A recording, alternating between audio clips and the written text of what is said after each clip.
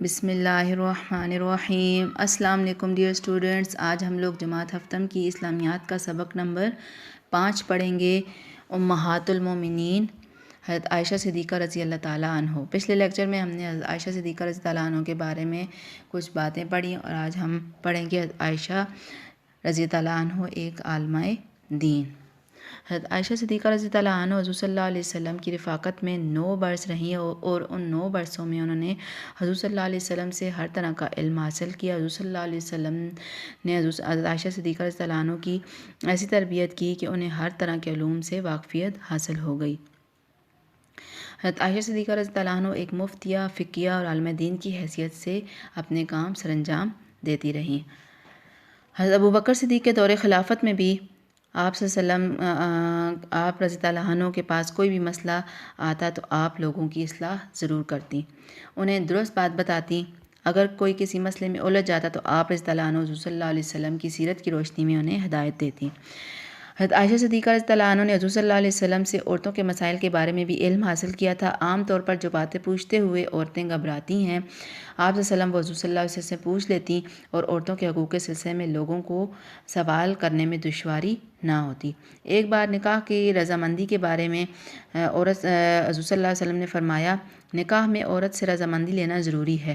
حضرت عائشہ رضی اللہ عنہ نے عرض کیا کہ یا رسول اللہ صلی اللہ علیہ وسلم، لڑکیاں شرم کی وجہ سے خاموش رہتی ہیں، جس پر حضور صلی اللہ علیہ وسلم نے فرمایا ان کی خاموشی ہی رضامندی ہے۔ خواتین کسی بھی وقت آ کر اپنے مسائل کا حل دریافت کرتی اور عورتوں کے اصرار پر حضرت عائشہ صدیقہ رضی اللہ عنہ نے ہفتے کا ایک دن اس لیے مخصوص کر دیا کہ وہ عورتوں کے مسائل پر ان کا حل بیان کرتی ہیں۔ اس طرح سے عورتیں بہت خوش تھیں کہ وہ پورے ہفتے کے جتنے بھی مسائل ہوتے وہ آ کے حضرت عائشہ سے پوچھتی اور وہ ان کا حل بیان فرماتی ہیں۔ عائشہ رضی اللہ عنہ ایک طبیبہ، ایک معالج کے طور پر بھی بہت نیک دل اور شفیق تھیں۔ اس دور کے طریقہ علاج سے واقف ہونے کی بنا پر آپ مریضوں کی تیمارداری اور ان کا علاج کرواتی، جتنے بھی غزوات ہوئے وہاں پہ شریک ہوتی اور زخمیوں کی مرہم پٹی کرتی، مجاہدین کو پانی پلاتی۔ ایک صحابی نے آپ رضی اللہ عنہ کی اس قابلیت پر حیرت کا اظہار کیا تو فرمایا، عرب کے معالج حضور صلی اللہ علیہ وسلم کے پاس طب کا علم حاصل کرنے آتے تھے۔ اس دور کی بڑی عمر کی خواتین بھی حضرت عائشہ سے طبی مسائل میں رہنمائی حاصل کرتی تھیں۔ اس سے ہمیں یہ پتہ چلتا ہے کہ عائشہ جو ہے وہ ایک بہت اچھی معالج بھی تھی۔ حضرت عائشہ رضی اللہ عنہ کی فضیلت۔ حضرت عائشہ رضی اللہ عنہ نے حضور صلی اللہ علیہ وسلم کی رفاقت میں 9 برس گزارے۔ ان 9 برس کے اندر عائشہ کا جو درجہ ہے وہ بہت بلند رہا ہے۔ آپ صلی اللہ علیہ وسلم اللہ تعالیٰ سے دعا بھی فرماتے کہ اے باری تعالیٰ، یوں تو میں سب بیویوں سے برابر کا سلوک کرتا ہوں، مگر دل میرے بس میں نہیں، وہ عائشہ کو زیادہ محبوب رکھتا ہے، یا اللہ اسے معاف فرما۔ اللہ تعالیٰ سے معافی بھی طلب کی اپنے دل کی وجہ سے۔ حضور صلی اللہ علیہ وسلم اپنے بیماری کے 13 دنوں میں سے 8 دن حضرت عائشہ کے پاس، حضرت عائشہ کے حجرے میں ہی انہوں نے گزارے۔ بہت کمزوری کی وجہ سے جب مسواک کو چبا نہیں سکتے تھے تو حضرت عائشہ جو ہے اپنے دانتوں سے ان کو نرم کر کے حضور صلی اللہ علیہ وسلم کو دیتی۔ حضور صلی اللہ علیہ وسلم کی وصال بھی آپ رضی اللہ عنہ کے حجرے میں ہوئی اور وہیں ان کو سپرد خاک بھی کیا گیا۔ یہ بھی حضرت عائشہ کو فضیلت حاصل ہے۔ حضرت عائشہ کو یہ بھی اعزاز حاصل ہے کہ آپ رضی اللہ عنہ کی موجودگی میں اکثر جو ہے نبی پاک صلی اللہ علیہ وسلم پر وحی کا نزول ہوتا۔ آپ رضی اللہ عنہ نے جبرائیل علیہ السلام کو دیکھا ہوا بھی ہے۔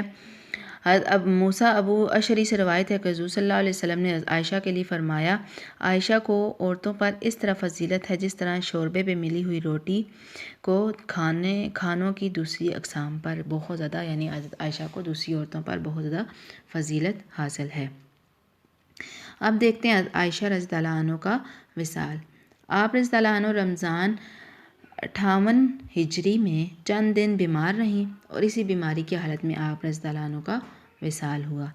آپ رضی اللہ عنہ کے وصال کے وقت حضرت امیر معاویہ رضی اللہ عنہ کا دور حکومت تھا۔ آپ رضی اللہ عنہ کی نماز جنازت حضرت ابو ہریرہ نے پڑھائی اور آپ رضی اللہ عنہ کی قبر مبارک جنت البقیع میں دیگر امہات المومنین کے ساتھ ہی بنائی گئی۔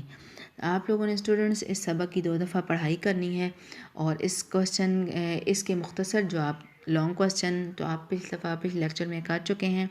اب آپ لوگوں نے شارٹ کوسچن کاپی پہ کرنے ہیں اور باقی جو کام ہے وہ آپ لوگوں نے کتاب پر ہی کرنا ہے۔ اوکے اسٹوڈنٹس، اپنا بہت خیال رکھیے گا۔ اللہ حافظ۔